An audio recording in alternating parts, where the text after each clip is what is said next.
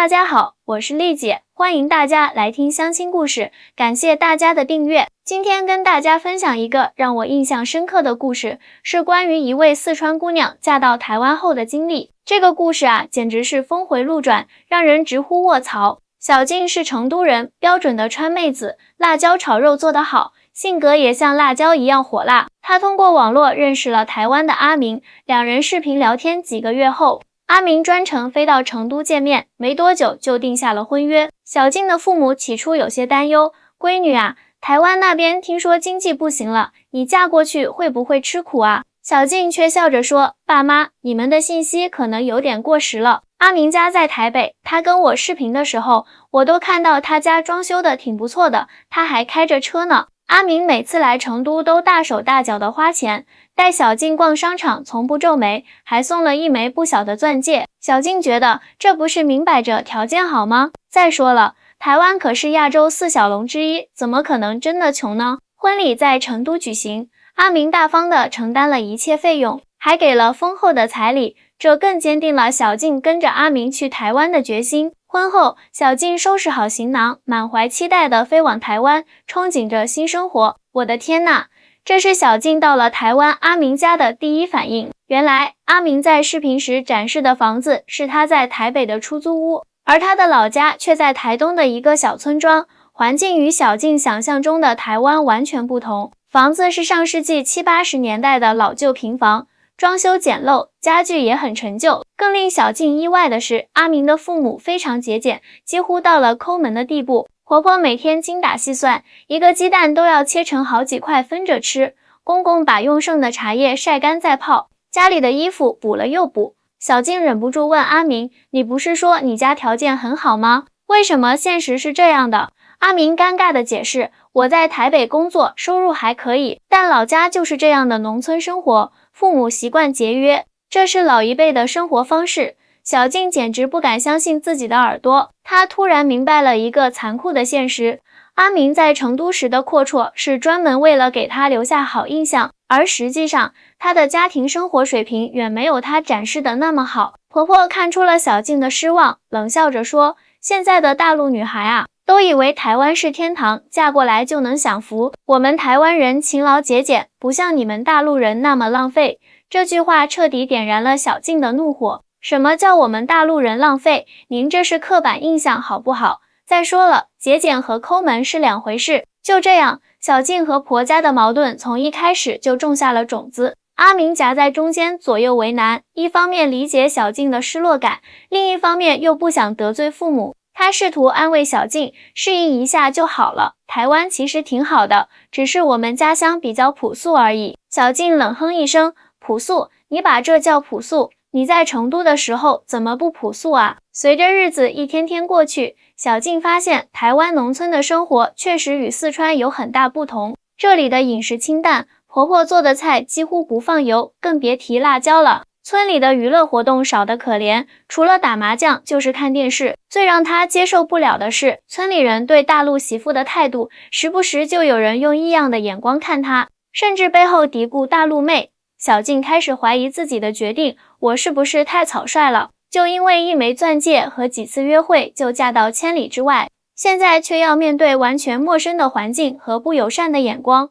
但是小静不是轻易认输的人，她在四川老家可是出了名的拼命三郎，无论做什么都要做到最好。既然嫁都嫁了，那就要过出个样子来。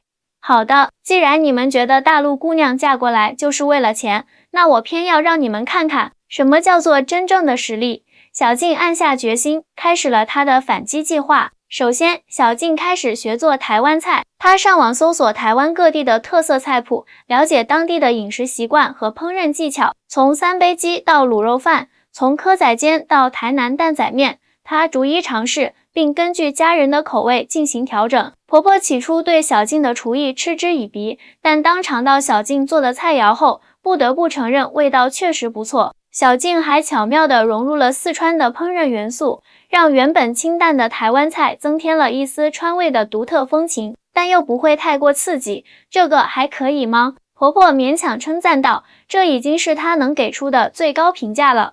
除了烹饪，小静还开始研究当地的农业种植。她发现台东的气候非常适合种植某些水果和蔬菜，于是提议在家门口的空地上开垦一小块菜园。公公对这个提议半信半疑，你一个城里姑娘懂什么种地？小静笑着回答，我在成都虽然住城里，但我姥姥家在郊区有地，从小我就跟着学种菜了。再说了，不会可以学吗？说干就干，小静在网上查询了大量资料，还向村里的老农请教，很快就把菜园打理得井井有条。短短几个月后，新鲜的蔬菜水果就摆上了餐桌，而且完全不用化肥农药，纯天然有机。公公看着茂盛的菜园，脸上的皱纹舒展开来，没想到你还真有两下子。小静的战绩不仅仅是烹饪和种菜，她注意到村里的老人们经常聚在一起打发时间，但活动单一乏味。于是她提议组织一些文化活动，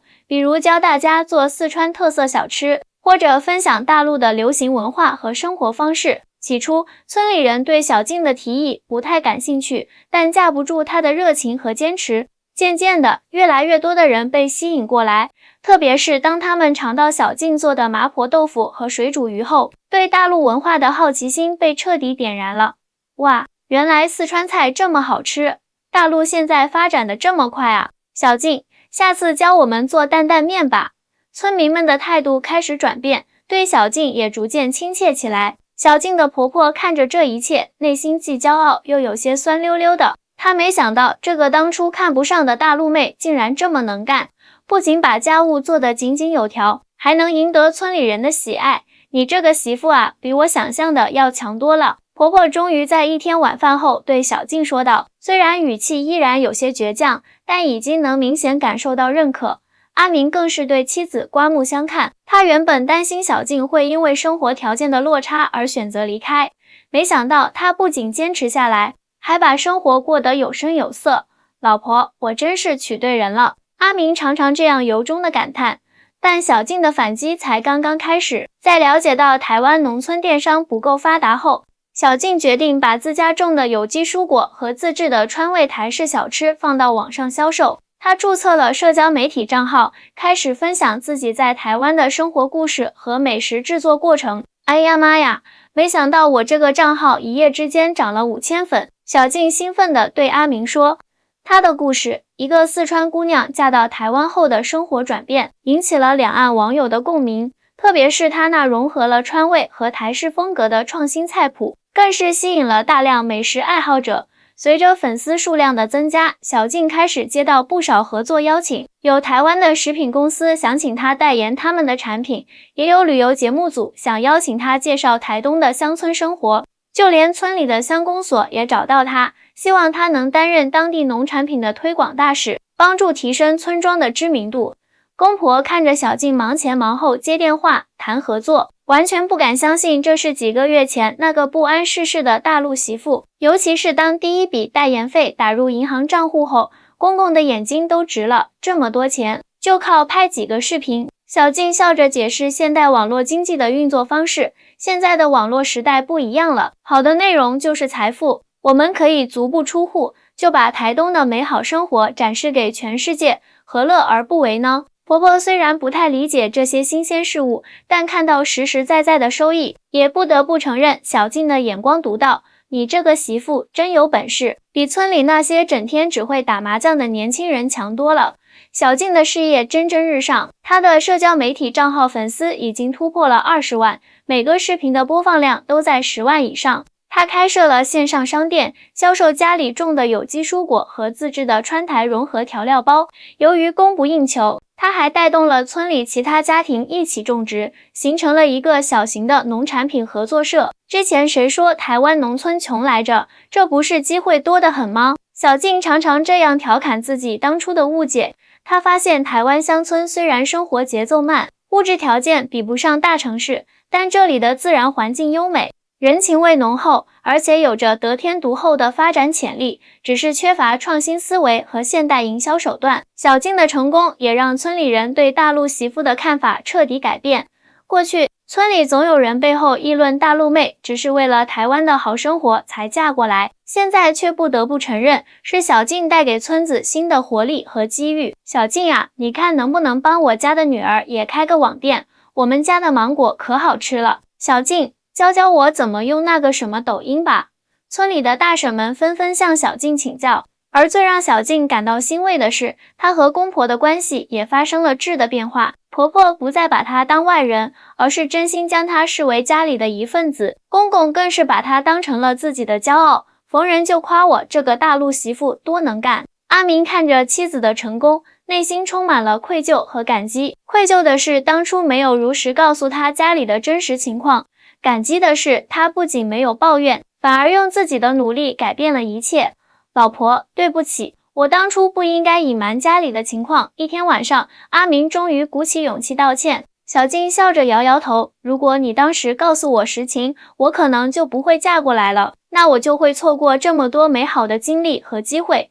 有时候误会反而成就了缘分，不是吗？阿明紧紧抱住了她，你真的太棒了，我以你为荣。随着小静的影响力不断扩大，她开始接到两岸媒体的采访邀请，记者们都很好奇，一个四川姑娘如何在台湾农村创造出这样的成功故事。面对镜头，小静分享了自己的心路历程。刚到台湾时，我确实经历了强烈的文化冲击和生活落差，但是我很快意识到，这种差异不应该成为抱怨的理由，而是可以转化为创新的源泉。很多人对台湾和大陆都存在刻板印象，有大陆人认为台湾经济落后，生活水平不高，也有台湾人觉得大陆人粗俗浮夸，只懂得物质消费。其实，两岸的差异远比这些表面印象要复杂得多，也丰富得多。台湾的经济发展模式与大陆不同，这里重视可持续发展和生活品质，而不仅仅是 GDP 数字。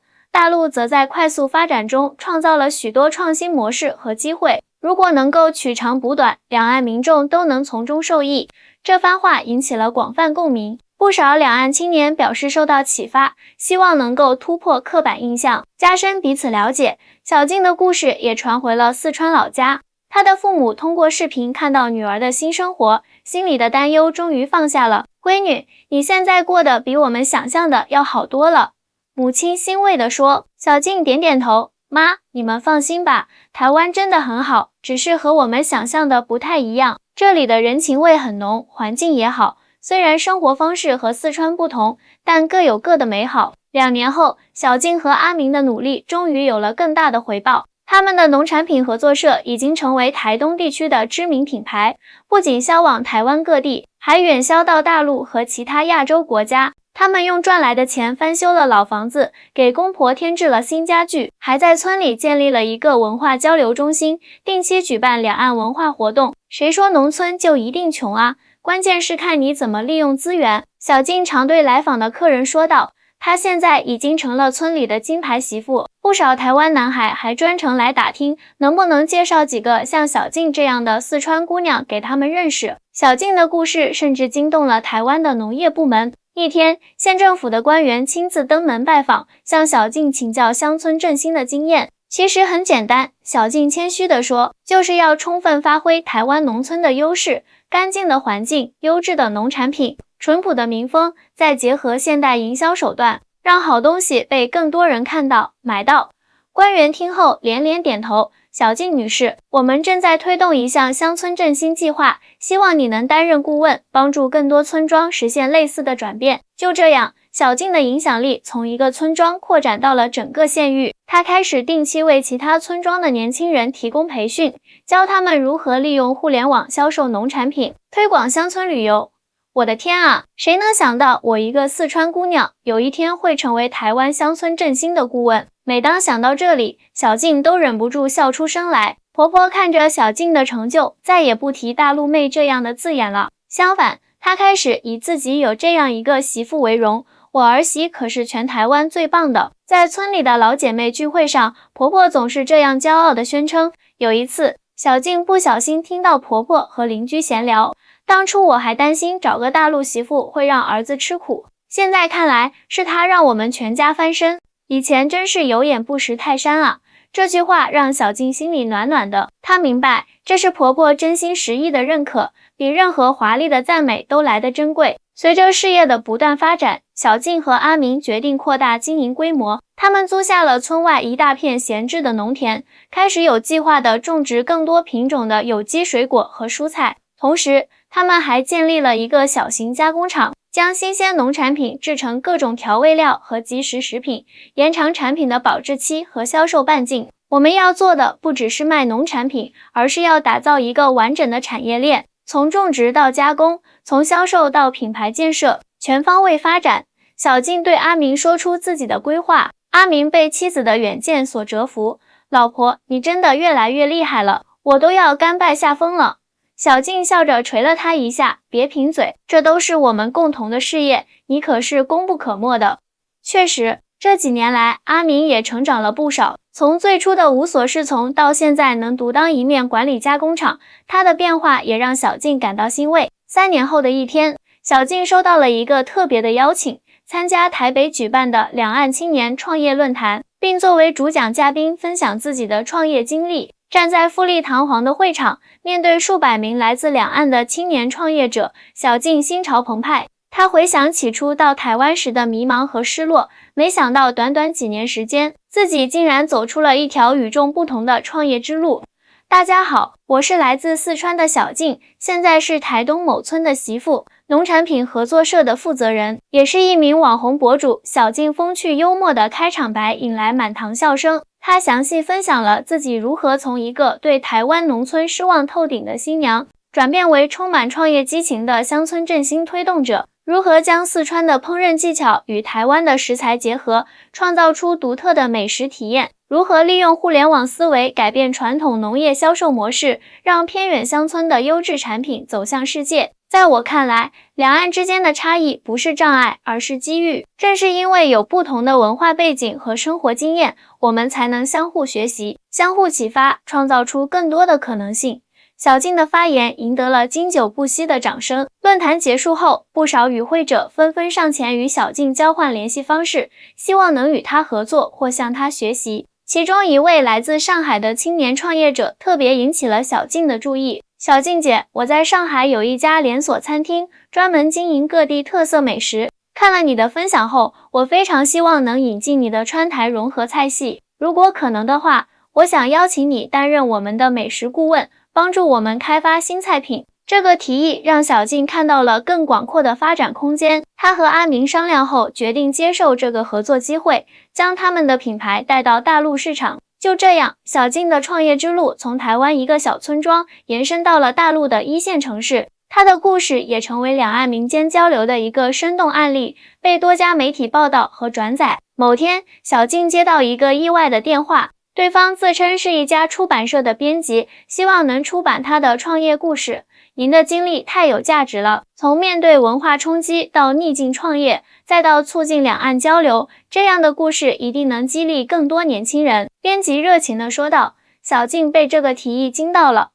写书，我只是做了自己应该做的事情而已啊。编辑笑着说，正是这种朴实无华的态度和坚韧不拔的精神，才让您的故事更有力量。在编辑的鼓励下，小静开始回顾自己的创业历程，并将其整理成文字。写作过程中，她重新审视了这几年的点点滴滴，从最初的失落到奋起反击，从小规模尝试到建立品牌，从个人奋斗到带动村民共同致富，这其中有欢笑，有泪水，有挫折，也有成功的喜悦。书稿完成后，取名为从34大陆妹34到34台湾媳妇34，一个跨海婚姻的创业故事。出版后反响热烈，成为两岸婚恋和创业类书籍中的畅销书。5年后，小静和阿明的事业已经发展成为一个横跨两岸的农产品品牌。他们在台东的农场规模扩大了10倍，雇佣了村里几十户家庭。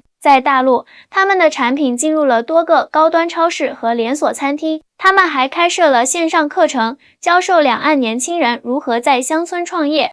回望这段不可思议的旅程，小静感慨万千。如果当初我因为婆家条件不如预期就放弃这段婚姻，那么我现在可能还在成都过着普通的生活，永远不会知道自己有多大的潜力。阿明牵起她的手，也许这就是命运的安排。你来到台湾，不仅改变了自己的人生，也改变了整个村子，甚至影响了两岸无数年轻人。是啊，谁能想到一段始于误会的婚姻，竟然结出如此丰硕的果实？这个故事告诉我们，生活中的障碍往往可以转化为机遇，关键在于我们如何看待和应对。无论是两岸的文化差异，还是城乡的生活落差，只要有开放的心态和创新的思维，都能够找到共同发展的契机。小静的故事也证明，真正的幸福不是来自外在的物质条件，而是源于内心的成长和突破。她从一个对台湾农村吃土生活失望的新娘，成长为一个能够创造价值、带动他人共同致富的创业者。这其中的转变过程，远比表面的成功更加珍贵。对于两岸婚姻而言，小静和阿明的故事无疑提供了一个重要的启示：了解彼此的文化背景和价值观，坦诚沟通，共同面对挑战，才能建立起真正稳固的感情基础。如今，小静和阿明的家成了村里的样板房，不仅焕然一新的外观吸引了不少游客参观，更重要的是，这里充满了爱与创造的气息。他们有了2个可爱的孩子，既会说四川话，也会讲台湾腔，成了名副其实的两岸小天使。婆婆现在最大的乐趣就是带着孙子孙女四处炫耀，看，这是我大陆媳妇带给我们全家的福气。小静的父母也从成都搬来台东小住几个月，亲眼见证了女儿的成就，心中的担忧彻底烟消云散。丽姐，讲到这里，我想问问听众朋友们，你们觉得小静的故事给我们带来了哪些启示呢？欢迎在评论区留言讨论哦。